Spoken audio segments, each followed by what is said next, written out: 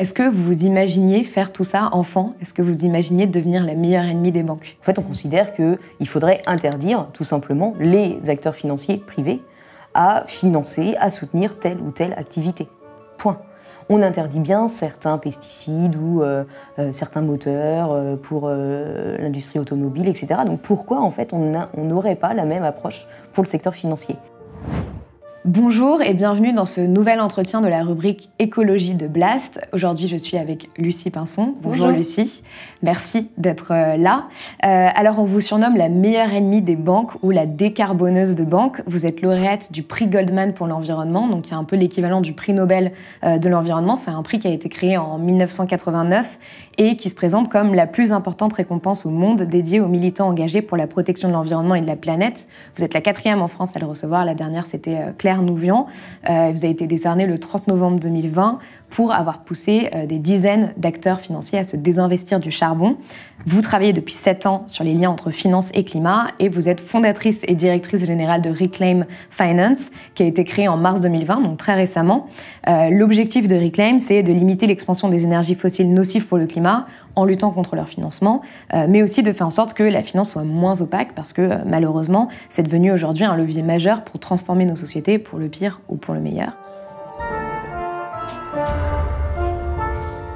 Ma première question, qui est plus personnelle, c'est est-ce que vous imaginiez faire tout ça enfant? Est-ce que vous imaginiez devenir la meilleure ennemie des banques? Du tout. Du tout. Enfant, je pensais surtout à jouer et à m'amuser. Et puis, par la suite, je m'orientais plus en vérité vers un parcours dans des ONG de développement. J'ai eu un temps, j'ai pensé à être diplomate avant de réaliser que ça serait parler au nom du gouvernement, d'un gouvernement en particulier. Donc j'ai fait non, absolument pas. Mais j'ai été surtout orientée du coup vers les causes sociales, défense des droits de l'homme, notamment parce que j'ai fait un parcours en Afrique du Sud. Vous avez étudié là-bas? J'ai étudié pendant 2 ans en Afrique du Sud, j'y suis retournée plusieurs fois par la suite, donc un pays extrêmement inégalitaire. Et donc, mon retour en France, j'avais qu'une idée, finir mes études en France et une fois décroché le master, repartir en Afrique. Et puis finalement, j'ai fait mon stage de fin d'études à l'ETEC. Et là, ça a été le grand plongeon dans des mouvements sociaux parisiens, plutôt altermondialistes, voire très altermondialistes. Et j'étais notamment dans un comité en charge d'organiser les mobilisations de la société civile contre le G8 et le G20 qui se tenaient en France. J'ai commencé à travailler sur des sujets qui étaient à l'agenda du G20, notamment le rôle de la spéculation sur les marchés agricoles et donc leur impact sur la volatilité des prix sur les marchés agricoles. Et donc, pour la dire autrement, pourquoi spéculer en bourse peut avoir un impact sur l'impossibilité ou la possibilité de milliers de personnes à se nourrir. Et j'ai découvert vraiment les Amis de la Terre. Et j'ai découvert notamment leur campagne sur les banques françaises et j'ai trouvé ça ultra malin en fait de s'attaquer à un problème via le levier financier puisque les Amis de la Terre étaient pionniers et le sont toujours sur cette question-là de la responsabilité des grandes banques françaises dans le dérèglement climatique et donc j'ai décidé de travailler pour les Amis de la Terre. Je me suis entêtée et donc j'ai fini par intégrer l'association en 2013 au poste de chargée de campagne finance privée. Vous êtes finalement au fur et à mesure de votre parcours, vous vous êtes rendu compte que c'était un levier énorme, les questions finance-climat, pour participer à votre combat. Est-ce que vous pouvez nous dire en quoi est-ce que la finance aujourd'hui est en grande partie responsable du réchauffement climatique? En quoi est-ce que c'est clé, ces questions-là? La finance, elle est partout. La finance au sens très large, on pense souvent aux banques, mais il y a aussi les sociétés d'investissement et il y a aussi les sociétés d'assurance. Ce bâtiment, il a été assuré avant de pouvoir être financé.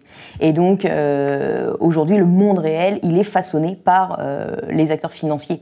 Et bien entendu, du coup, une fois qu'on a compris ça, on comprend qu'il n'y aura pas de transition énergétique sans redirection de tous les services financiers d'un modèle carboné à un modèle décarboné.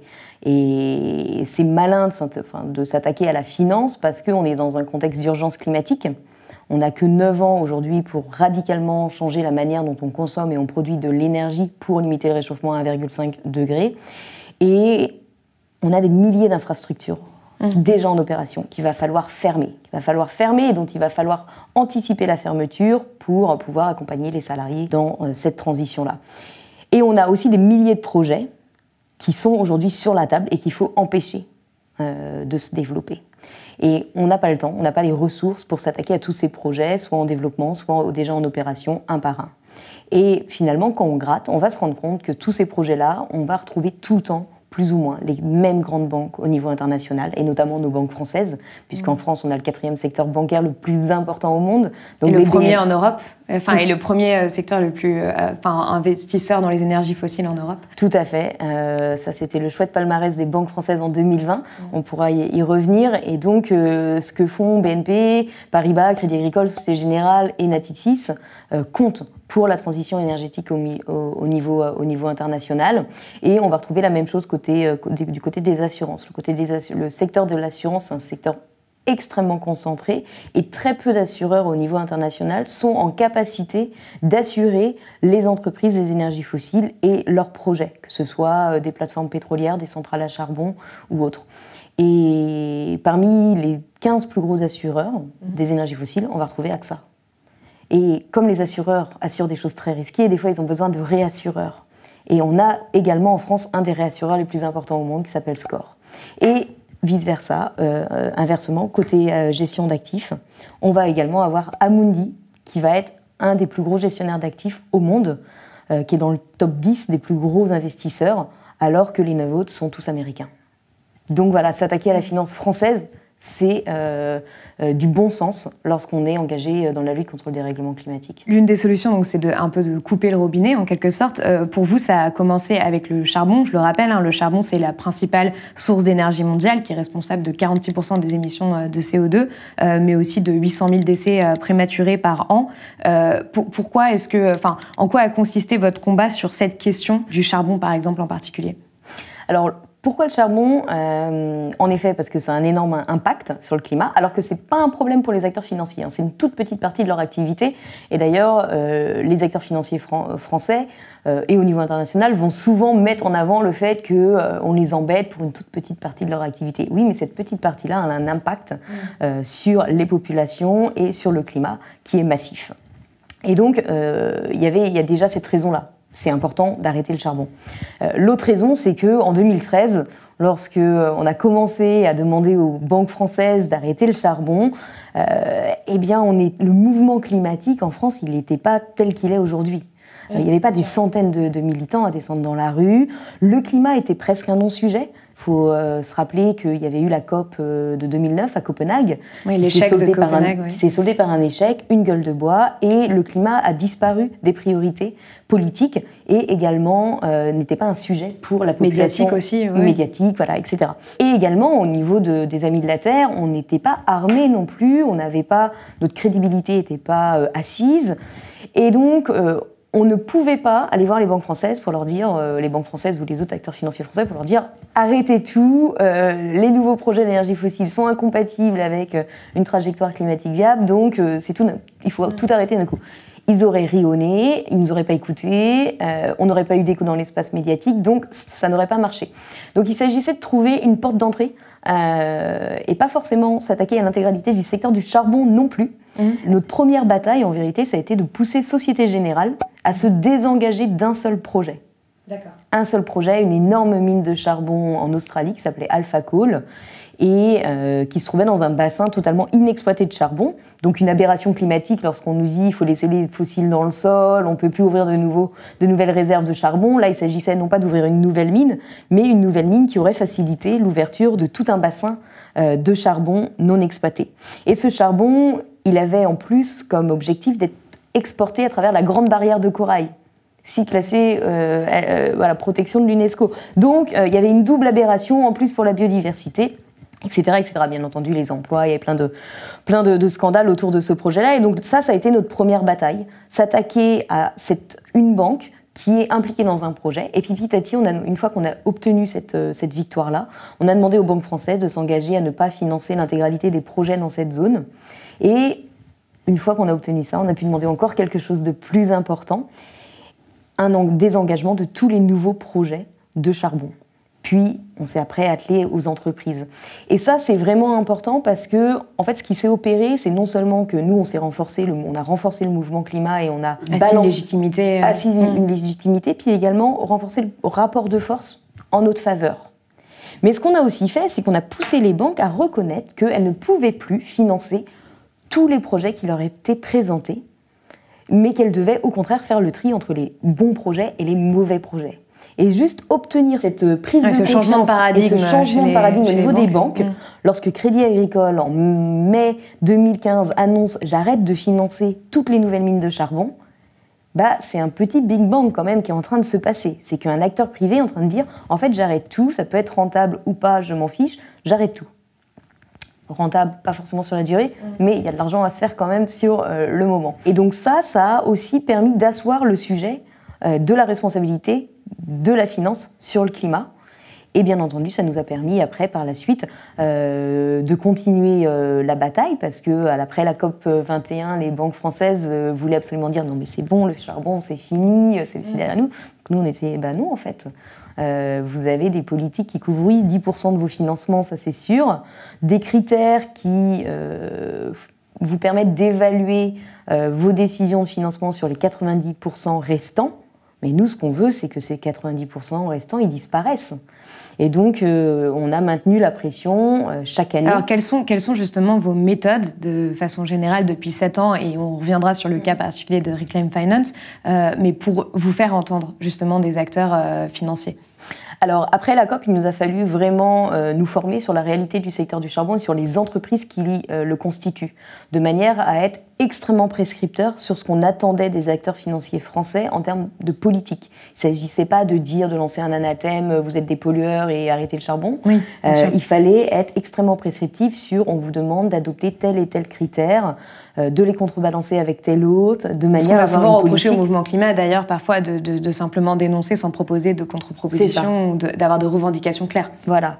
Donc, nous, et en effet, ça se discute, est-ce que c'est vraiment le rôle d'une ONG d'être prescripteur? Est-ce que ça doit pas être le rôle du régulateur de faire ce travail? Peut-être, certainement, mais la réalité, qu'ils ne le font pas, donc on n'a pas le luxe d'attendre qu'ils le fassent. Encore une fois, on est dans un contexte d'urgence.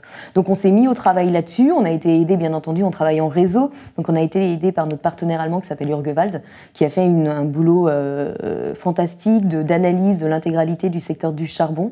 Et ça nous a permis de comprendre exactement quelle entreprise faisait quoi dans le secteur du charbon, d'aller voir les acteurs financiers et leur dire c'est ça qu'il faut faire.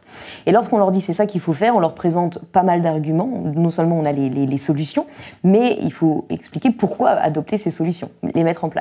Et donc là, on peut utiliser l'argument financier. C'est, on va dire, la cerise sur le gâteau. Malheureusement, il y a encore beaucoup d'argent à faire à financer la destruction de la planète.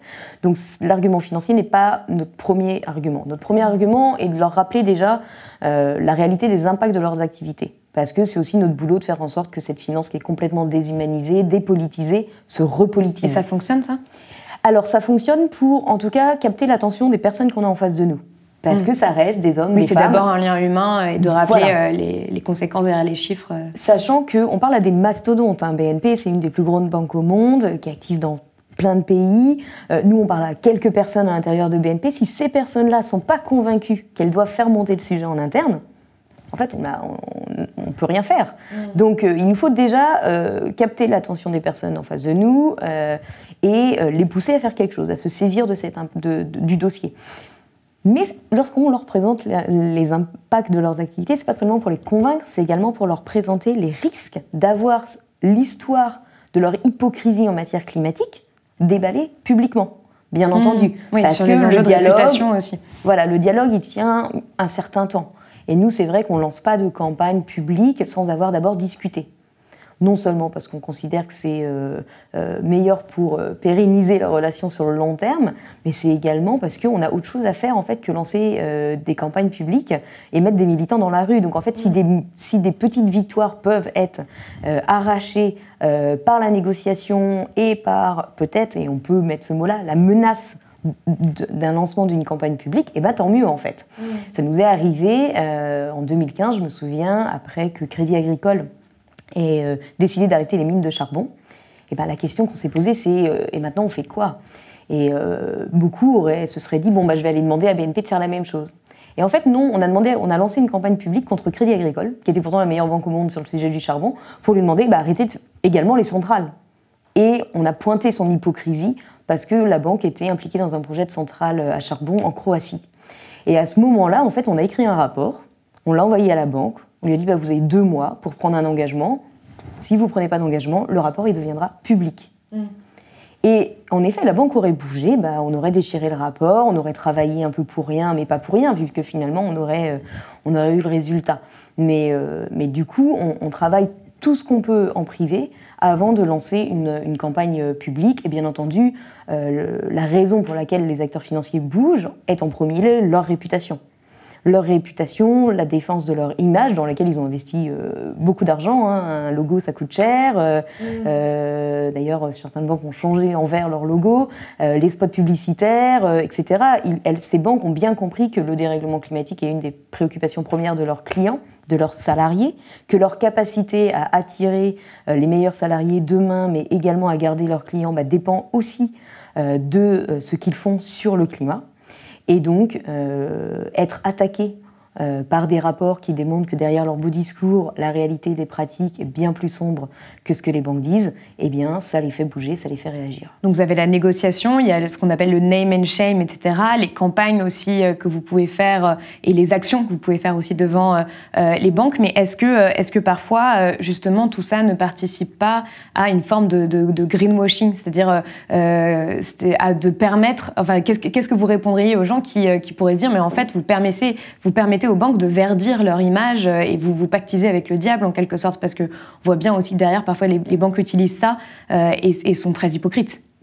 Alors tout à fait, c'est une très bonne question parce que en effet, encore dernièrement, on a publié un rapport sur les gestionnaires d'actifs avec un classement des moins bons et des meilleurs élèves. Et de facto, ils étaient tous en dessous de la moyenne. Donc de facto, on les a tous reclassés, mais on a eu un gestionnaire d'actifs français, Ostrom, qui a publié un tweet en réaction pour dire qu'ils étaient quand même mieux classés que les autres. Et en effet, du coup, on participe aussi à ce greenwashing-là. Bien entendu, on peut toujours répondre au tweet en disant oui, le rapport, déjà, vous êtes quand même recalé, vous êtes en dessous de la moyenne. Surtout, on parle que du charbon, donc on ne parle pas de toutes vos autres activités. Là, on vous donne éventuellement des bons points sur un point très très précis de votre activité. Du tout. Ce n'est pas une bénédiction totale, une sanction de toutes vos activités. Maintenant, on entend le fait que, en effet, il n'y a pas de changement à 180 degrés de l'activité des acteurs financiers. Et on est du coup poussé à travailler sur deux leviers. On travaille aussi sur la régulation, beaucoup. On rencontre le ministère de l'économie et des finances. On pousse pour que les banques centrales se saisissent de la question climatique. On pousse pour un changement des règles au niveau des fonds que les banques doivent garder. Pardon, si je parle en anglais, les fonds doivent garder ou les assureurs doivent avoir pour se protéger des risques liés à leur activité. Donc on travaille sur toutes ces questions-là. Malheureusement, c'est très lent. C'est très très lent une régulation. Quand bien même on aurait l'écoute du politique en face, du décideur public, ce qui n'est pas du tout le cas en France, mais quand bien même on aurait leur écoute, un changement radical des pratiques par la régulation va prendre extrêmement de temps. Et on n'a pas le temps. Donc en fait, tout ce qu'on peut déjà gagner par l'autorégulation, c'est quand même des émissions en moins. Et donc c'est quand même mieux pour les milliers de personnes qui sont en première ligne des impacts des dérèglements climatiques. Et alors justement, vous parliez du politique. Qu'est-ce que peut faire le politique là-dedans et quelle est l'écoute que vous avez notamment à Bercy ou dans d'autres ministères? D'abord, pour répondre sur l'écoute, c'est sûr qu'on a beaucoup moins écouté que la Fédération bancaire française, que les autres fédérations professionnelles. Ça, c'est certain.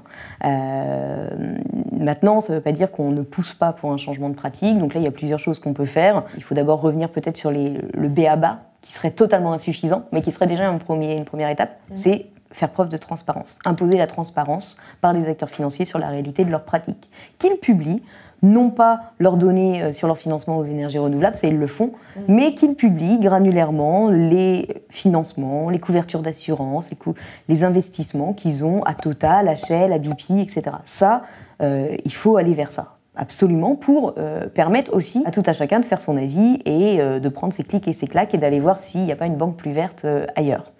Malheureusement, ces mesures de transparence, elles sont proposées tous les ans dans le projet de loi des finances par des députés. Elles ont été reproposées par la Convention citoyenne pour le climat. On l'a bien vu, elles ont été balayées et elles sont tous les ans balayées. de la même manière que la loi sur la transaction financière pour laquelle se bat Pierre Laroutourou est systématiquement balayée au niveau français et que la France ne pousse pas du tout pour une régulation à ce niveau-là. Après, nous, on a une position qui est beaucoup plus stricte. En fait, on considère qu'il faudrait interdire tout simplement les acteurs financiers privés à financer, à soutenir telle ou telle activité. Point. On interdit bien certains pesticides ou certains moteurs pour l'industrie automobile, etc. Donc pourquoi, en fait, on n'aurait pas la même approche pour le secteur financier ? Et le politique, c'est le monde des possibles, donc en fait, on pousse pour ces mesures-là, même si, bien entendu, on pousse pour un changement de paradigme tel qu'on n'est pas prêt de l'obtenir. Mais en tout cas, ça fait partie de nos demandes. Et elles ne sont pas aberrantes, encore moins, elles n'étaient pas aberrantes hier, lorsque les scientifiques étaient très clairs sur le fait qu'il fallait laisser les réserves d'énergie fossile dans le sol. Et donc, il est inadmissible aujourd'hui que nos banques continuent de financer l'ouverture de nouveaux projets pétroliers et gaziers, mais elles sont encore moins aberrantes aujourd'hui, alors que même l'AIE, l'Agence internationale de l'énergie, a publié un rapport, un scénario climat pour l'atteinte de la neutralité carbone, et l'AIE, qui était pourtant le premier défenseur... comme une agence révolutionnaire sur les questions climatiques. Du tout, l'AIE, c'est quand même une agence qui a toujours défendu les énergies fossiles, l'augmentation de la production énergétique, l'ouverture de nouvelles réserves, et là, dans son scénario pour l'atteinte de la neutralité carbone, l'AIE dit de manière ultra limpide, il faut arrêter tout nouveau projet pétrolier et gazier. Donc en fait, aujourd'hui, on pourrait mettre les banques hors la loi lorsque Crédit Agricole, qui a versé 7 milliards d'euros à Total depuis que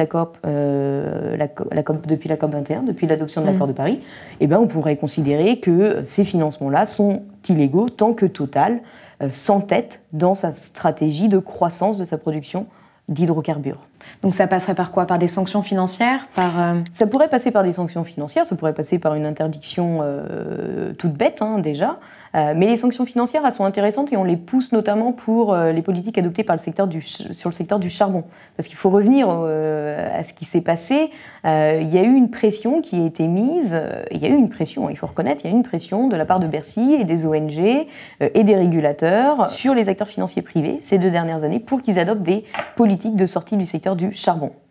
Et ça, c'est notamment à partir de 2018 où Bruno Le Maire, au Climate Finance Day, Bruno Le Maire a fait semblant de découvrir le problème des banques françaises qui finalement n'auraient pas arrêté de soutenir le secteur du charbon comme elles le disent depuis la COP 21.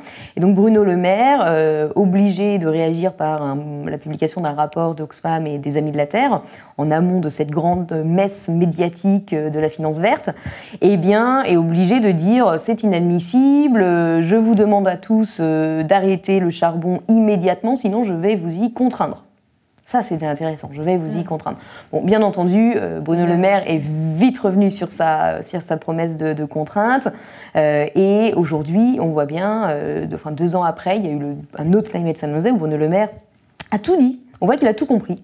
Il reconnaît que certains ont fait des efforts, mais il dit, bon, les politiques sont lacunaires, ne sont pas appliquées de manière homogène à toutes les activités, certains n'ont vraiment pas du tout joué le jeu, mais il n'y a aucune menace de sanction. Aucune menace de sanction, alors que là, on pourrait penser que tous les acteurs qui n'ont pas donné suite à cette demande-là et qui pourtant publiquement peuvent dire « moi je suis sorti du charbon », eh bien, soient pénalisés par une amende sur leur chiffre d'affaires, par exemple, proportionnelle à liée à un pourcentage de leur chiffre d'affaires. On pourrait penser aussi à des régulations par l'AMF sur les publicités mensongères de certains acteurs financiers qui prétendent qu'investir dans tel ou tel fonds, on sauve le monde, on est acteur de la transition énergétique, etc., sans preuve possible de ce propos-là. Bon, là, on pourrait penser également une régulation et une sanction à ce niveau-là. Après, il y a plein de choses qui sont possibles au niveau des politiques prudentielles pour obliger, j'en parlais tout à l'heure, pour obliger les banques à avoir plus de fonds propres pour pouvoir se couvrir des risques liés aux actifs dans leur portefeuille, des actifs qui demain pourraient totalement perdre leur valeur s'il y avait des vraies régulations pour une transition sur une trajectoire 1,5 degré. Et donc là, on les obligerait à avoir beaucoup plus de fonds propres et donc bien entendu, ça les dissuaderait de continuer de financer des énergies fossiles si à chaque fois qu'ils financent des énergies fossiles, ils sont obligés de mettre beaucoup plus d'argent de côté. Et enfin, on peut également penser aux banques centrales qui sont vraiment venues à l'aide de l'économie pendant la crise du Covid, mais qui le font de manière totalement aveugle. Encore une fois, appel à une relance verte Et dans le même temps, la BCE a acheté pour des milliers d'actions et sans aucune condition environnementale. Et de facto, son programme de rachat d'actifs, son programme de refinancement bénéficie aux entreprises les plus polluantes. Oui, c'est là où je voulais en venir, c'est qu'il y a quand même quelque chose d'assez décourageant sur ce combat, parce qu'on a un peu l'impression que les choses ne bougent pas. C'est notamment ce que montre le récent rapport de Oxfam et des Amis de la Terre, qui montre que les banques françaises ont augmenté leur investissement de 22% entre 2019 et 2020 aux entreprises de l'énergie fossile. Il est un peu loin le monde d'après dont on parle, ou en tout cas la réussite sur ces combats-là. Comment est-ce que vous réagissez à ça et à justement en fait, ce manque d'évolution dans les dernières années? On voit qu'il reste absolument tout à faire pour le pétrole et le gaz. Les banques françaises ne sont pas celles qui ont moins fait sur le charbon. Et d'ailleurs, c'est intéressant parce que sur le charbon, on voit que les banques françaises ont réussi à changer de paradigme. C'est AXA qui avait commencé, et puis les banques françaises aussi sont mises après, à arrêter de financer les entreprises sous prétexte qu'elles développent où elle planifie le développement de nouveaux projets charbon qui sont incompatibles avec le budget carbone. Et ça, cette approche, il faut absolument l'appliquer au secteur pétrolier et gazier, parce que ce qu'on voit, les données publiées par Oxfam et les Amis de la Terre, en fait, sont totalement alignées avec les résultats d'un outil qu'on a publié la semaine dernière, qui s'appelle le scan de la finance fossile, où on a passé au crible l'intégralité des politiques adoptées par les acteurs financiers sur le secteur pétrolier et gazier. Et on voit que beaucoup d'acteurs n'ont pas de politique. Quand il y a des politiques, les politiques sont extrêmement lacunaires et justement ne touchent pas les entreprises comme les majors pétrolières et gazières qui sont très très diversifiées et qui du coup ne sont pas exclues par des politiques qui finalement n'excluent que les entreprises qui ont une très très large part d'activité dans les sables bitumineux ici, ou en articles là, ou dans les gaz et pétroles de schiste. Avec du coup des aberrations. On voit que BNP Paribas, c'est la banque qui en 2017 a adopté une politique qui est reconnue comme étant une des plus ambitieuses, ça en dit long après lorsqu'on voit les chiffres, mais une des plus ambitieuses sur le papier, sur le secteur des gaz et pétroles de schiste, puisqu'elle couvre à la fois la production et, contrairement aux autres banques françaises, elle couvre également les transports et les terminaux d'exportation de gaz naturel liquéfié. Et les entreprises qui sont derrière ces entreprises. Mais les entreprises qui ont une large part de leur activité dans ces secteurs-là. Et de facto, des entreprises comme Shell, comme BP, passent à la trappe de la politique de BNP Paribas. Et de facto, BNP Paribas est celle qui a augmenté le plus entre 2019 et 2020 ses financements au secteur des gaz et pétroles de schiste, pas seulement au niveau français, mais au niveau international. Donc là, on a un énorme problème qui est les politiques sont du pipeau, du greenwashing, elles sont totalement inefficaces. Et la triste nouvelle, c'est que les banques françaises le savent. C'est que c'est pas nouveau. On leur a dit depuis très longtemps, et malheureusement, elles tardent à appliquer la même logique qu'elles ont pu appliquer sur le secteur du charbon. Et ce problème-là, finalement, on va le retrouver aussi au niveau des banques centrales et au niveau d'autres acteurs financiers, qui, lorsqu'ils ont commencé à se saisir de la question climatique, c'était une logique vraiment de protection. Comment il y a un risque climatique qui arrive, qui se développe et qui va nous impacter, nous, acteurs financiers. Qui va impacter notre rentabilité. Et donc, finalement, dans une logique de gestion du risque, on va exclure les entreprises qui sont très exposées aux secteurs les plus polluants. Mais on n'est pas du tout dans une logique proactive de l'acteur financier qui se dit, en fait, pour éviter le risque, peut-être que je vais arrêter de l'alimenter moi-même de par mes activités. Et dans une logique de long terme aussi, tout simplement, de prospective. Qui, sur le long terme, serait une stratégie gagnante, puisqu'on sait tous que le dérèglement climatique va entraîner une déstabilisation du secteur financier, ou qu'on a des poches d'inassurabilité qui se développent. Donc les assureurs sont en train de perdre des parts de marché ici ou là, mais tout en étant très très hypocrites.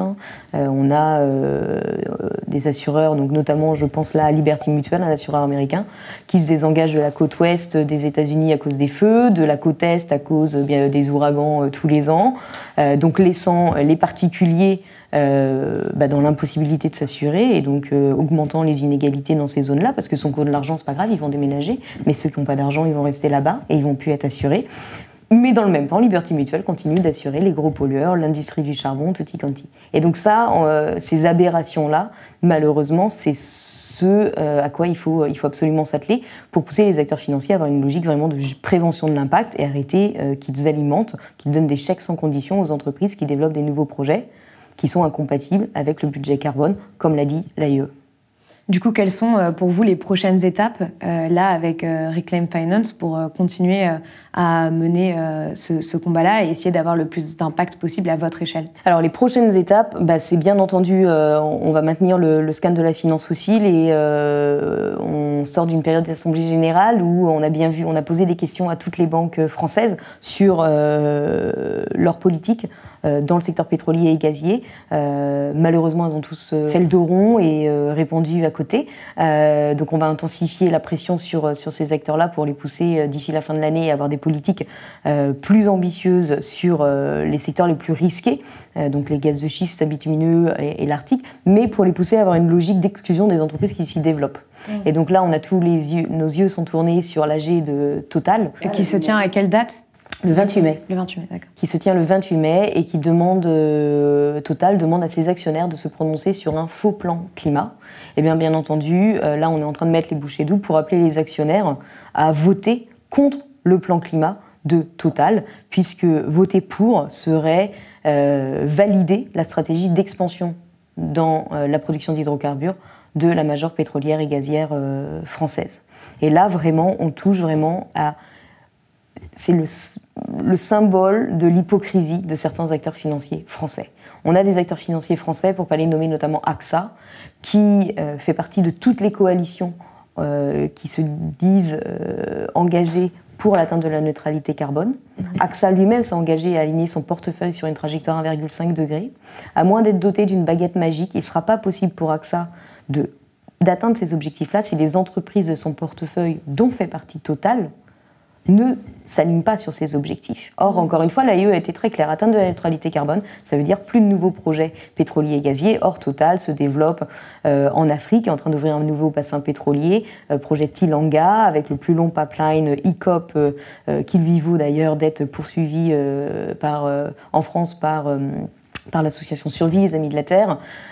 Total, c'est aussi 5 projets en Arctique, et c'est une hausse de 50% de sa production d'hydrocarbures entre 2015 et 2030. Donc on n'est pas du tout avec une entreprise qui est en train de s'aligner, et pourtant AXA l'année dernière a voté contre une résolution externe d'actionnaires qui demandait à Total justement de faire plus d'efforts et de s'aligner, et il est fort probable que AXA, comme Amundi et comme beaucoup d'autres actionnaires français, votent pour ce faux plan climat de Total, au motif qu'il y aurait marqué climat dessus.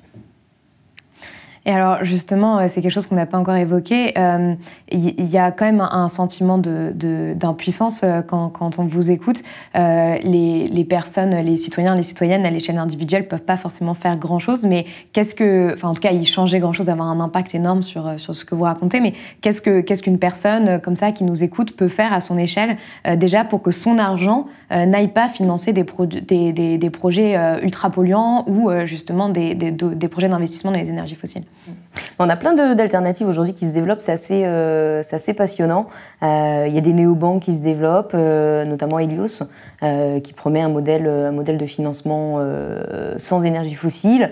On a également des acteurs historiques, comme Crédit Coopératif, qui est quand même de très loin bien meilleur que les BNP, enfin on ne peut même pas les comparer. On a aussi donc cette possibilité de mettre son argent sur un compte courant. La NEF, j'y allais pour l'épargne. Parce que pour les comptes courants, du coup, il y a Helios, il y a le Crédit Coopératif. Dans une certaine mesure, il y aurait même la Banque Postale.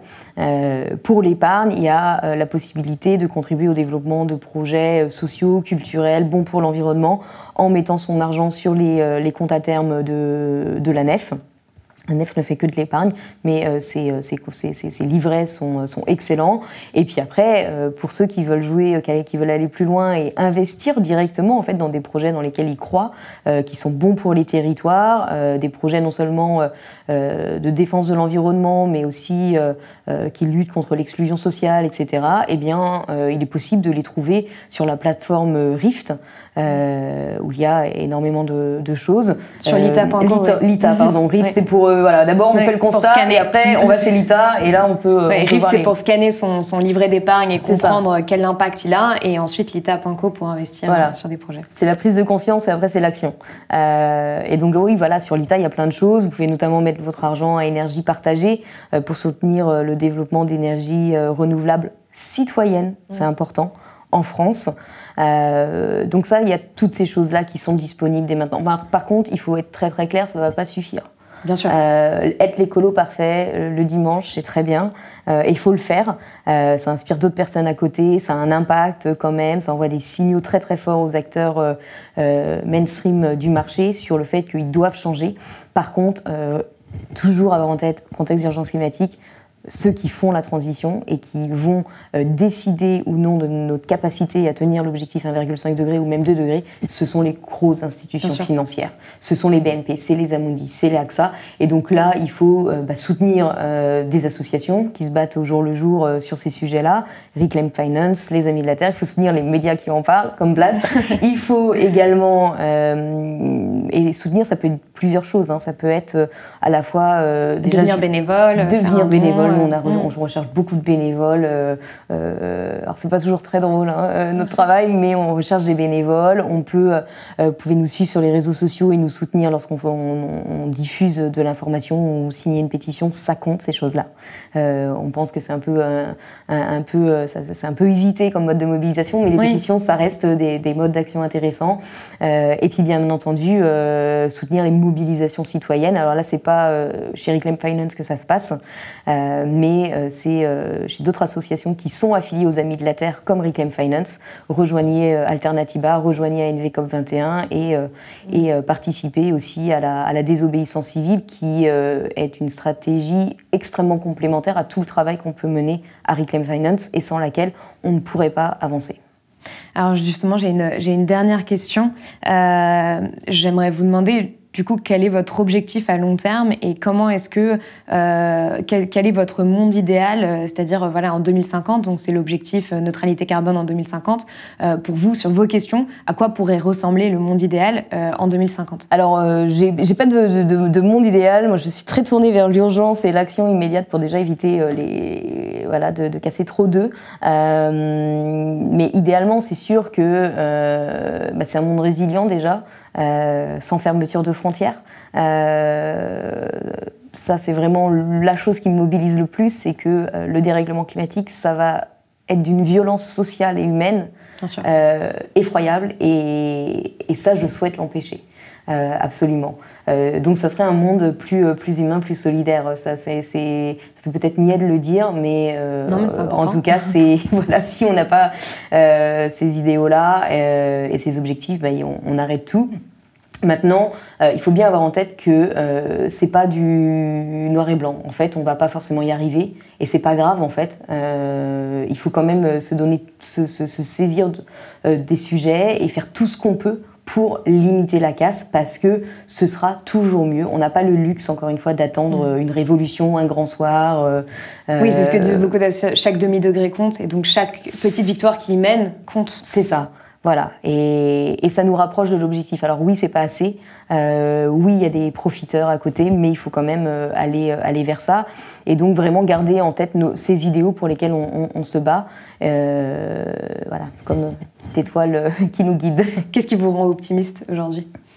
Ce qui me rend optimiste, c'est quand même qu'on arrive à faire bouger les choses. Donc voilà, c'est sûr qu'en 2013, on m'aurait dit qu'on aurait poussé tout le secteur français et avoir un impact sur d'autres acteurs financiers au niveau international sur le secteur du charbon.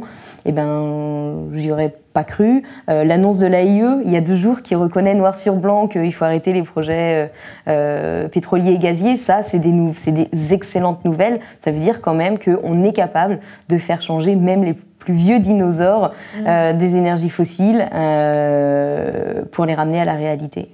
Et puis bien entendu, lorsqu'on regarde les mobilisations citoyennes en France, il y a des centaines de citoyens qui descendent dans la rue. On n'était pas là en 2013, et ça, c'est également une énorme victoire. Est-ce que si vous aviez une œuvre à recommander, vous vous dites, si tout le monde l'avait lu, vu, entendu, le monde irait mieux ou un peu mieux, qu'est-ce que ce serait? Alors, je ne vais pas parler d'une œuvre qui est sortie, mais en fait, une qui va sortir bientôt.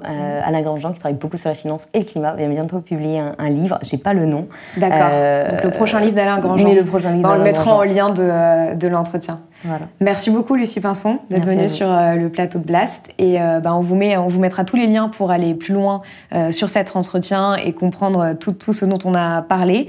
Et je vous retrouve très vite sur Blast pour un nouvel entretien.